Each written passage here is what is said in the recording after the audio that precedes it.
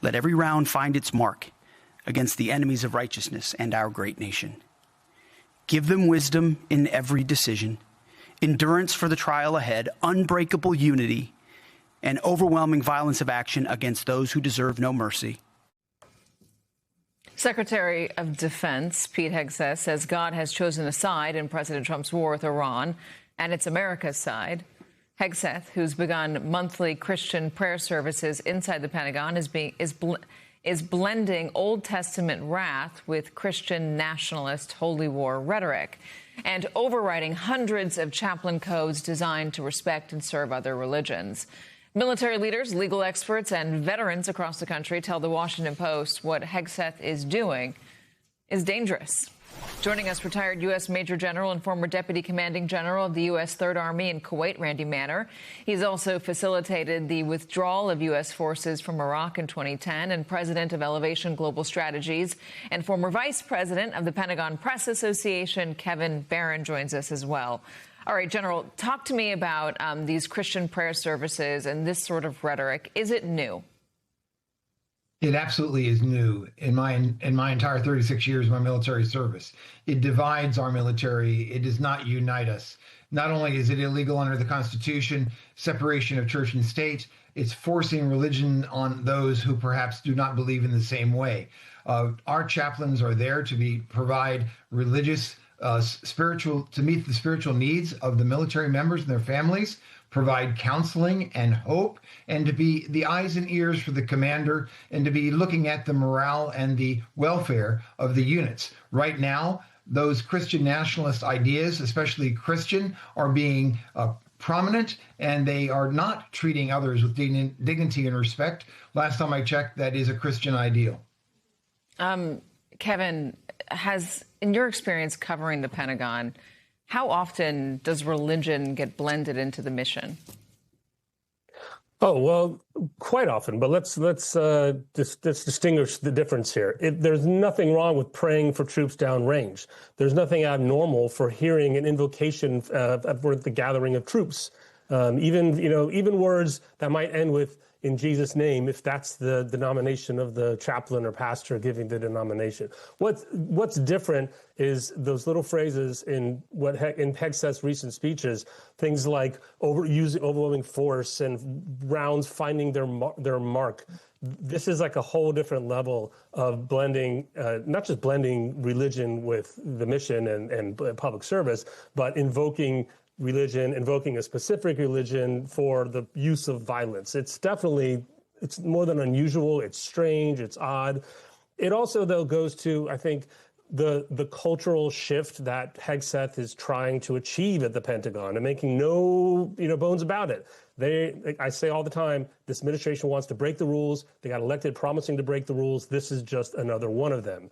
They're making it harder to get to advance. If you are not a white male Christian like they are, if you're not in that mold, they don't want you in leadership, and they make that clear. And that trickles down to the recruitment level of the types of young Americans today who might be thinking about entering the military, because as we say, you can't recruit a colonel for most jobs. The recruits you get today are the ones you're going to have for the next 20 years, and they're trying to make sure that they get the exact kind of people that are like them and only like them.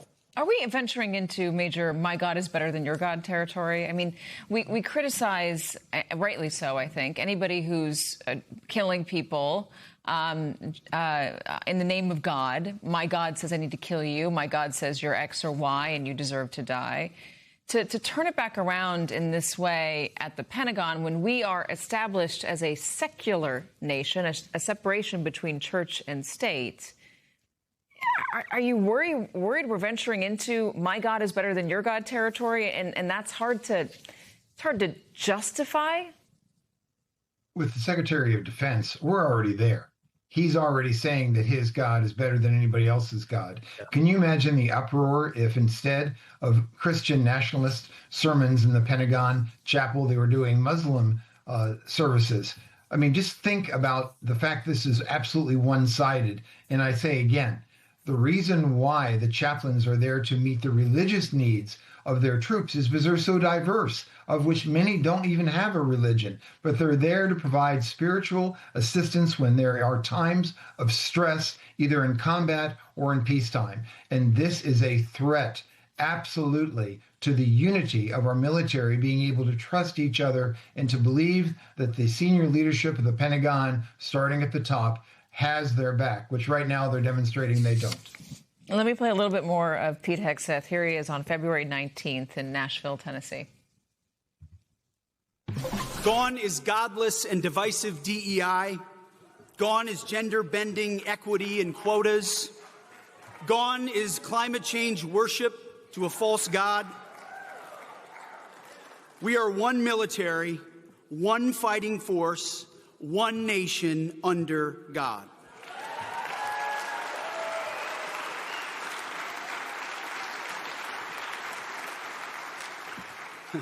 We are not in woke we trust, we are in God we trust. Kevin, have you ever heard anyone at the Pentagon speak that way, especially somebody in a position of authority?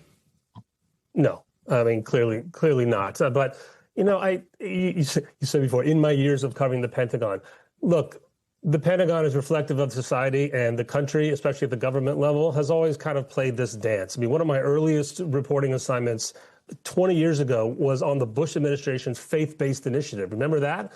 And all we tried to do, I was at the Boston Globe, was find out where was the money going? How are things changing? And it turns out it was very complicated. A lot of government offices didn't want to play ball with the faith-based initiative because they knew that it was dancing on the edge of church-state separation laws or constitutionality. But we proceeded anyway. And even back then, we found out that at far-off places of the world, there was foreign policy money being used for Christian proselytizing alongside government programs. And nobody was doing anything about it because no one in government was even paying attention or trying to establish if they were following the rules or not. We are so far past that with this administration. Donald Trump says Obama's middle name Hussein on purpose. Pete Hegseth invokes Jesus Christ and Christianity on purpose. There are all kinds of dog whistles and signals for what they really mean. And if the other people in government opposed this or thought it was a problem or was unconstitutional or illegal, well, they could have done something about it. But this Congress passed them with flying colors, and doesn't seem to be, among all of the egregious things that we think Hegseth might have done in his terms, no one's doing anything to stop this either. And just to underscore what a departure it is, even though, you're reporting about, the faith stuff, to underscore what a departure this is, General, during World War II, General George Patton ordered a chaplain to write an interfaith prayer for troops so they could say it on the battlefield. After 9/11, the Defense Secretary, Don Rumsfeld, changed the name of the campaign against terrorism from Operation Infinite Justice to Operation Enduring Freedom in order to clarify that the U.S. was not in a religious war. So there was a distinct effort during times in our history to separate out one single God, one single faith from our military actions overseas at times of war. Why is that dangerous now? What does it do, not just to morale, what does it do to our ability to have the best military in the world, most effective military in the world? One of the reasons why we have the best military in the world at this point is because our military, up until this administration, reflected, for the most part, our country. It represented all the various religions, all the various races, all the various ethnic backgrounds, all the different the genders. And that is being dismantled piece by piece by piece, even with the Secretary of Defense removing African Americans and women from the promotion list to flag officer. I mean, it's just astounding how definitely fast this is happening. By making the military to be a white nationalist organization, it's absolutely reminiscent of Germany 1933 through 1939. And we cannot go there. We need a military that is the United States, and a United States that has a military that looks like us, which means all religions, all people are treated with dignity and respect, no matter where you came from, no matter what you're there for, as long as you are trained and you've got my back and I've got yours. Up until this point, that's all that ever mattered among our military members. Can they trust the person beside you on the battlefield.